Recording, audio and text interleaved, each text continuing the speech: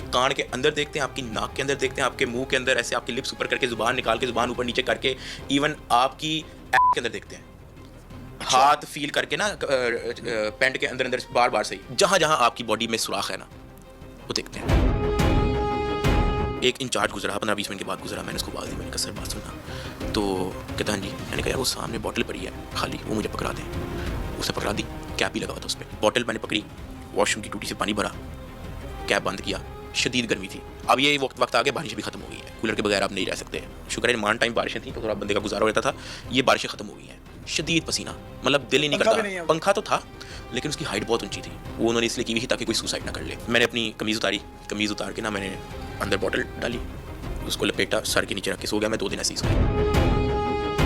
रिश्वत कितनी ली गई और डिमांड कैसे करते थे और किस तरीके से इनको पेश की गई? सबसे पहले जब ये चुपेरे गालियाँ वालियाँ ये देते इसलिए थे ताकि जो है हम लोग इनके पैर पढ़ लें और इनको कहें कि जी हमें बताएं अब क्या करना है, आप जैसे कहेंगे वैसे हो जाएगा। ये लोग ना एजेंसियों के नाम लेते हैं, कहते हैं कि ISI वाला मैटर है आपका MI का मैटर है। आपने मेरे USDT ले लिए सारे, आपने मेरी फैमिली में से एक बंदे का बैंक अकाउंट नहीं छोड़ा। मैं आपको 7-8 करोड़ रुपया कैसे दे दूँ? और डिमांड 7-8 करोड़ ही शुरू यहाँ से हुआ था। अच्छा, ये स्टार्ट है? ये स्टार्ट हुआ 7-8 करोड़ से शुरू हुआ था।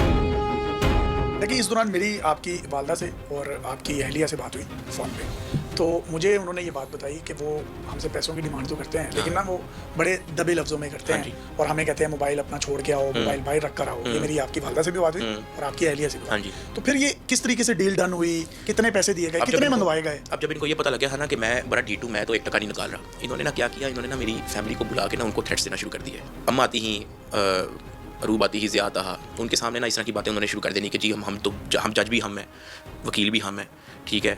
फिर वो व्हाट्सएप पे जज की लिस्ट दिखाते हैं कि ये देखिए हमारी इस जज से ताल्लुकात है, इस जज से ताल्लुकात है। फिर वो कहते थे कि मैं तेरी हाई कोर्ट तक बेल रोक देनी है। मेरे घर वालों के सामने कहते हैं कि तेरी हाई कोर्ट तक बेल मैंने रोकनी है। ये सरफराज चौधरी साहब दिखा रहे थे जजेस की लिस्ट, ठीक है। अब वो जजेस की लिस्ट जब दिखा रहे हैं ना, उस दौरान जो है ना मेरी वाइफ प्री अरेस्ट बेल करवा चुकी थी, क्योंकि एक दिन पहले उनकी तफ्तीश हुई थी सारी, तो उन्होंने लॉयर से डिस्कस किया, उन्होंने कहा प्री अरेस्ट बेल करवा लें। वो जजेस की लिस्ट दिखा रहे तो कहता कि जितोई साहब आपने प्री अरेस्ट बेल करवा लिया है? तो कहती जी। तो कहता आप करवाएं, जितनी मर्जी बेलें करवाएं, 5 रुपये का एक नया सफ़ा आता है, उस पर एक नई FIR दर्ज होगी और हमने आपको उस पर पकड़ लेना है। 1-2 दिन के बाद जो मेरी फैमिली मेरे से मिलने आती है, जो सरफराज चौधरी साहब है, उनका रवैया आप ऐसा समझें कि काश कोई रिकॉर्डिंग इस तरह की होती है कि पहले उनका क्या रवैया था और अब उनका क्या रवैया है। बिल्कुल एक अलग ही शक्ल, कोई ब्लैकमेलिंग, कोई ब्लैकमेलिंग नहीं, कोई थ्रेटनिंग नहीं, कोई इस तरह की धमकियाँ नहीं। जी अरूब जो साहिबा आपकी क्लीन चिट है, आप मेरी बहन है, मेरी बेटी है, आपको मैं क्लीन चिट देता हूँ, ठीक है।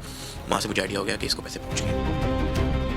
60 लाख रुपए में सिर्फ अब आपकी अहलिया भाई? हाँ जी, राइट, ठीक है। अब आपका मुद्दा 23 दिन का रिमांड हुआ है ना, 23 दिन के रिमांड के बाद ये कहते कि हम इसको जुडिशल करने का 50 लाख मांगा, 30 लाख पे आगे थे। मतलब जेल भिजवाने का भी 30 लाख? जेल भिजवाने का भी मेरे से 30 लाख रुपए वो डिमांड कर रहे हैं। मैंने एज इट इज अपने दोस्त को मना कर दिया, बिल्कुल बुलशिट बातें कर रही है, ठीक है, कि जुडिशल होने का। फिर तो ये कहेंगे कि जी हम आपको फायर ना मारने के इतने पैसे लेंगे, तो इस तरह की बातों पे आ जाएंगे। मेरे घर वालों ने कि और कोई काम खराब ना हो, उन्होंने वो 30 लाख उनको दे दिए, उनको पहुंचा दिया ऑफिसर्स को, ठीक है।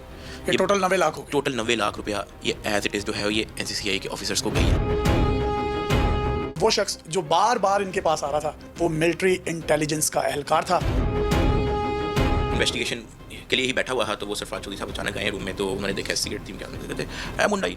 तो बाकी लोग कहते कि हाँ जी, कहता है इसको ले आओ मेरे ऑफिस ना। हथकड़ी उन्होंने मुझे बना दी, मैं खड़ा था, बाकी वहाँ पे और भी ऑफिसर्स थे।